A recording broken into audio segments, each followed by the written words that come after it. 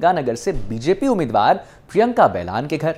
आपको बता दें कि वर्तमान सांसद निहाल चंद का टिकट काटकर बीजेपी ने प्रियंका बैलान पर भरोसा जताया है और इस भरोसे को कायम रखने के लिए प्रियंका बैलान अपने प्रचार के लिए दिन रात जुटी हुई हैं। आज आपको बताएंगे चुनावी मौसम में क्या है बीजेपी प्रत्याशी का डेली रूटीन और किस तरीके से हो रहा है प्रचार का कार्य। ऐसे कौन से मुद्दे हैं जिन्हें लेकर वो जा रही हैं जनता के बीच।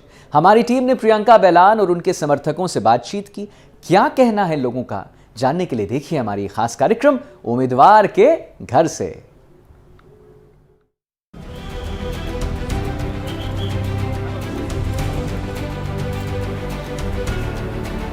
नमस्कार, मैं हूं कुलदीप गौर। एनडीटीवी के खास कार्यक्रम उम्मीदवार के घर से आप सभी का स्वागत है।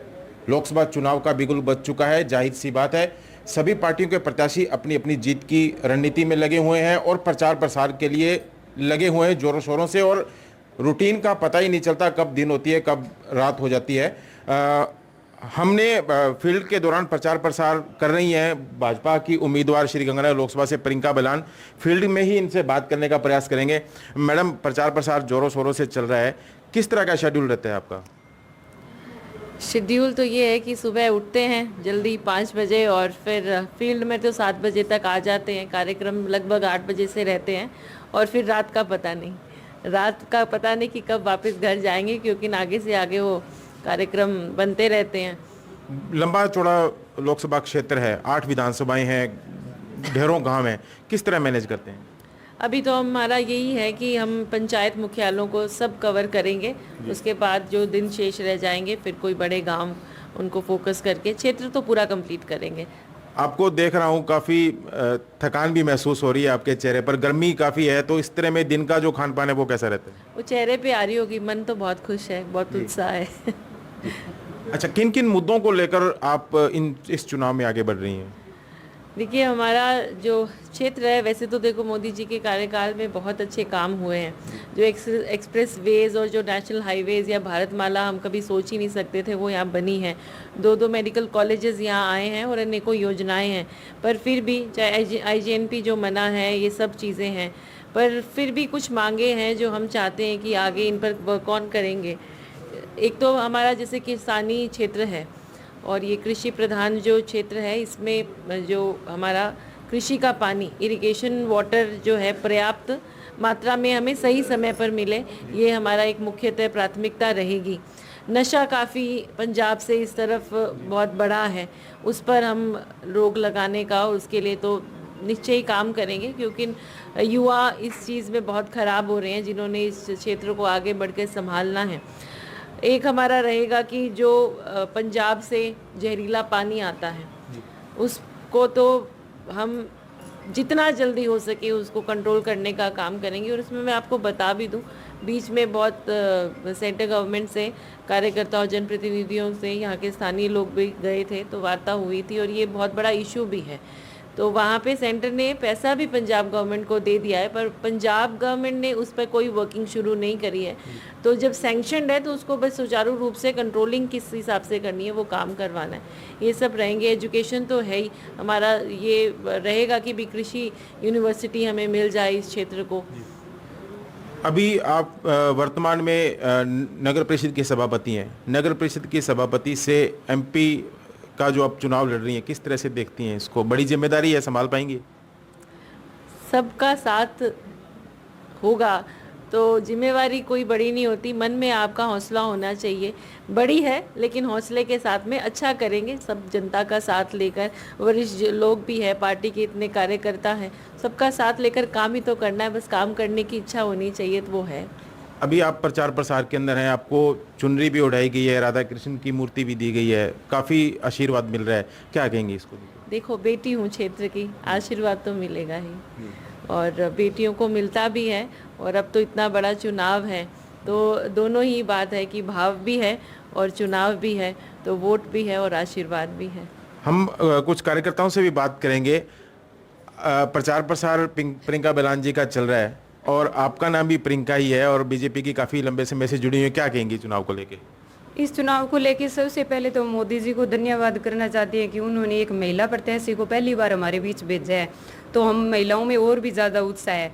और हम प्रियंका जी को ये विश्वास दिलाते हैं कि हम सादुल शहर के प्रत्येक भाजपा कार्यकर्ता और खास करके मेरी महिला मोर्चा की टीम खुद प्रियंका बेलान प्रत्याशी बन के ये हर वार्ड और हर घर घर तक पहुंचेंगे और इनको भारी मतों से विजय बना के भेजेंगे और मोदी जी को फिर से एक बार प्रधानमंत्री बनाएंगे। और हम मैम से भी मिले हैं, इनका बहुत ही अच्छा स्वभाव है, सरल स्वभाव है, हमें लगता है कि ये आगे जाके हमारे काम करेगी। हम महिलाओं में बहुत ही ज़्यादा उत्साह है। अगर इनके स्वभाव को देखें तो 10 में से कितने नंबर देंगी इनको? 10 में से मैं तो 10 ही दूंगी फिलहाल तो, क्योंकि इनका स्वभाव बहुत अच्छा है। मैं सुबह से ही आज इनके साथ हूँ, पूरे विधानसभा में मैं इनके साथ गांव गांव गई हूँ, तो इनका नेचर बहुत ही अच्छा है। ये हम जैसी महिलाएं हैं, आम महिला, ना कोई वैसे किसी बड़े राजनेता से जुड़ी हुई है ना कोई और। मोदी जी ने बहुत ही एक बढ़िया प्रत्याशी को हमारे बीच में भेजा है, हमें बहुत ही ज़्यादा खुशी की बात है। महिलाओं में बहुत ज़्यादा उत्साह है, हम यहाँ से इनको भारी मतों से विजय बना के भेजेंगे। आपसे अंतिम सवाल करूंगा, अभी तक का जो आपका कैरियर रहा है, चाहे पॉलिटिकली है या एज ए सभापति है, क्या क्या आपने काम करवाए अभी तक? देखिए, मेरे ख्याल से एज ए सभापति आप भी वहाँ क्षेत्र में आए हैं और देखा है, तो प्राथमिकता यही थी कि हमने जो पार्टी की भी रीति नीति है कि गरीब कल्याण को लेकर काम करते हैं। तो अभी जैसे आपने सवाल पूछा, तो अनूपगढ़ का एक बहुत बड़ा वार्डों का एक ग्रुप है जिसको प्रेम नगर बोलते हैं, और चुनाव में उतरे थे उसी टाइम ये वादा किया था कि हम उस प्रेम नगर में विकास कार्य करेंगे, जो कि मेन मंडी से जुड़ा हुआ तो है, लेकिन अगर विकास कार्यों को देखें तो वो जुड़ा हुआ सा लगता नहीं है, वहाँ आम सुविधाएं नहीं थी। तो आज अगर आप खुद भी जाकर देखेंगे तो वहाँ जनता ने इस जो आशीर्वाद दिया उसका हमने परिणाम भी दिया है। वहाँ पे आज सड़कें इस हिसाब की है जैसे शहर में है, और भी जैसे कुछ काम और करने थे पर ये बीच का टेन्योर था। और एक हमारा जैसे वृक्षारोपण का एक बहुत बड़ा अभियान चला था, जो हमारा स्टेडियम है उसको आप देखें तो आज जिला मुख्यालय अनूपगढ़ बना है, उससे पूर्व हमने वो स्टेडियम इतना सुंदर तैयार किया है, लगता है कि जिला मुख्यालय बनने वाला था, और हमारी प्री प्लानिंग्स थी। और भी बहुत सारे विकास कार्य हुए हैं। निश्चित रूप से आपकी वर्किंग भी है और आपकी छवि भी अच्छी है, तभी आपको इतना आशीर्वाद मिल रहा है, इतनी महिला शक्ति का, इतने पुरुषों जो कार्य करते हैं उनका भी साथ मिला। अगर आपसे सवाल किया जाए, खुद को 10 में से 10 नंबर देने हो, कितने देंगी? देखो, खुद तो कौन मार्किंग करता है, ये तो आप ही आंकलन करेंगे, कार्यकर्ता करेंगे और जनता करेगी, और मुझे विश्वास है कि आंकलन अच्छा होगा। जी बिल्कुल। ये थी श्रीगंगानगर लोकसभा से बीजेपी प्रत्याशी प्रियंका बेलान। इनका कहना है कि शेड्यूल चाहे हेक्टिक रहता है लेकिन मन के अंदर उमंग है, और जो कार्यकर्ताओं की तरफ से आशीर्वाद मिल रहा है उसकी बदौलत ये निश्चित रूप से इनको विजय प्राप्त होगी।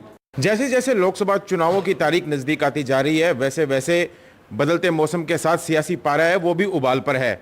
कारण यह है कि लोकसभा क्षेत्र काफी लंबा चौड़ा है और इसने दोनों ही प्रत्याशियों के पसीने छुड़ा रखे हैं। हम बात करेंगे श्रीगंगानगर लोकसभा से भाजपा प्रत्याशी प्रियंका बेलान के पारिवारिक सदस्यों से कि किस तरह का उनका शेड्यूल रहता है और किस तरह का प्रचार प्रसार चल रहा है। हमारे साथ मौजूद हैं प्रियंका बेलान की सास। मैडम, आपसे जानना चाहूंगा कि टिकट मिली है प्रियंका बेलान जी को, बीजेपी की टिकट मिली है, कैसा लग रहा है और किस तरह का उनका दिनचर्या रहती है? हमें बहुत अच्छा लग रहा है, बहुत खुशी है। मोदी जी ने हमें एक लेडीज को टिकट दिया है। हाँ। काफ़ी समय से प्रयास कर रही थी। हाँ जी। और आज भी कर रही है। सुबह जल्दी निकलते हैं। हाँ जी। और रात को 2-2:30 बज जाते हैं उनको घर पे आते। हाँ जी। उनका ना खाने पीने का हो रहा है ना कुछ, और बहुत ही मेहनत कर रहे हैं और हैं भी मेहनती। मेहनती है।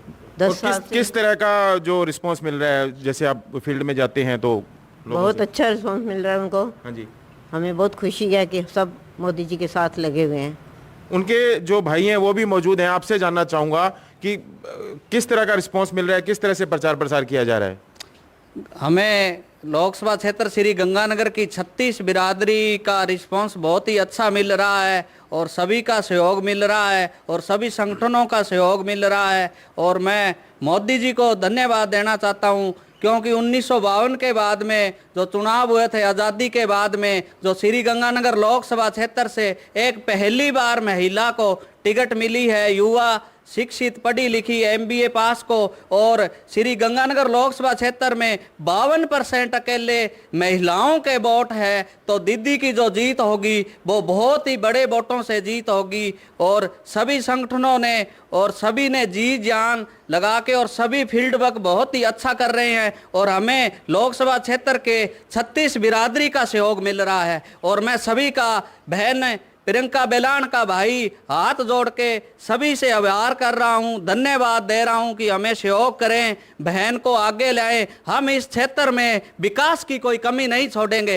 ये बहन प्रियंका के भाई का दावा है। हम गांव गांव, ढाणी ढाणी, हर घर में हर सुविधा प्रधानमंत्री जी की हो, राजस्थान सरकार की हो, हमें सहयोग दीजिए, बहन को आप संसद तक पहुंचाइए। ये बहन का भाई आपसे वादा करता है कि हम हर एक झोंपड़ी से लेकर हर वर्ग तक पहुंचेंगे। गंगानगर जो लोकसभा क्षेत्र है, 8 विधानसभाएं आती हैं, लंबा चौड़ा क्षेत्र है, प्रचार प्रसार किस तरह से मैनेज कर रहे हैं? प्रचार प्रसार हमारे भाई बंधु, हमें 36 बिरादरी सभी ने संगठन बना के सहयोग कर रहे हैं। गांव गांव, ढाणी ढाणी, जैसी हमारे पास सुविधा है उस तरीके से पहुंच रहे हैं। प्रियंका जी के एक और भाई भी मौजूद हैं, आपसे जानना चाहेंगे, नगर परिषद सभापति से अब MP का टिकट मिला है, किस तरह से देखते हैं? एक बड़ी जिम्मेदारी, अगर वो जीत जाती हैं तो आ जाएंगी, निभा पाएंगी इस तरह से? जी बिल्कुल निभा पाएंगे, बिकॉज़ मैं उनको बचपन से देख रहा हूँ, वो बहुत इंटेलिजेंट थे। अपने स्कूल टाइम पीरियड में वो काफ़ी ज़्यादा इंटेलिजेंट थे, काफ़ी ज़्यादा करिकुलर एक्टिविटीज़ में पार्ट लिया करते थे। एंड उनको बचपन से देखते हुए युवावस्था तक मैंने उनको बहुत अच्छे से देखा है, पहचाना है कि वो किस उनमें लीडरशिप की क्वालिटीज़ हैं। और साथ साथ अगर आप अनूपगढ़ से लेके गंगानगर तक की बात करेंगे, गंगानगर तो उनका जन्म हुआ है और यहाँ पे वो पले बढ़े हैं, तो मैं समझ सकता हूँ कि अनूपगढ़ से ज़्यादा गंगानगर को ज़्यादा अच्छे से जानते हैं और बहुत अच्छे से अपना 100% देंगे, विदाउट एनी डाउट। उनके जीजा जी भी मौजूद हैं, आपसे जानना चाहूँगा किस तरह से देख रहे हैं चुनाव को? क्या मोदी फैक्टर चलेगा इस बार?